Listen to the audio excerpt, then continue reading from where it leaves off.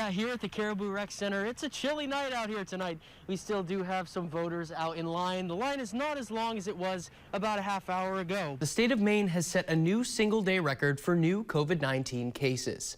Let's start with the numbers here locally. Aroostook County has 27 new cases, and that number is nearly 5 times what it was a month ago. After receiving 2 booths, one has made its way to the Presque Isle Rehab and Nursing Center. However, the United Way of Aroostook is still looking for a home for the second booth. Inside the touching booth, I'm Cam Smith, News Source 8. Up here in the county, it may not look like December with much of the ground still bare, but come tomorrow morning, the story will be totally different. Davis says the box here behind me is equivalent to roughly 144,000 plastic bottles, and he adds that their work is not finished just yet. As the pandemic lingers and the border remains closed, one thing is for certain. Ed, Renee, and Becky's relationship only grows stronger. Here in Orient, Cam Smith, News Source 8. Check out this story. This Christmas, a California family is celebrating the greatest gift that they can imagine, a healthy baby boy. But things might have turned out far differently had it not been for the incredible, selfless act of a stranger. The piece of steel that they have is an actual piece from the World Trade Center, the building that collapsed in 2001. The piece weighs about 3,600 pounds and is the only piece of the building here in Aroostook County.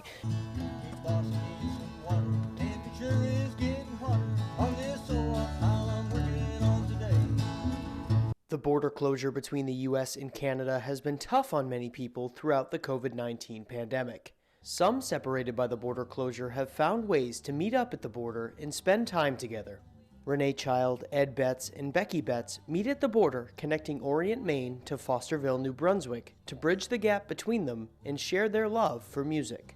It's been hard for all the musicians, I'm sure, this year, not to be able to play together very much, especially for us because we're in 2 different countries. So this is really special. Ed and Becky live in New Brunswick, and Renee travels from Bangor. The international separation has made it difficult for the trio to meet. We kept watching every 30 days for maybe the border was going to open, or it might be open for somebody that had property over here. And anyway, that didn't happen, so we're just making the best of it coming out here on the bridge. The 3 met at a bluegrass festival in 2014, and their relationship is unbreakable despite the distance and border closure.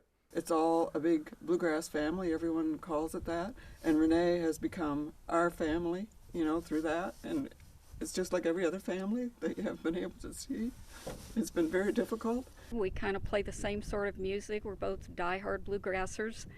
When we're together, we share meals, and we're just the best of friends.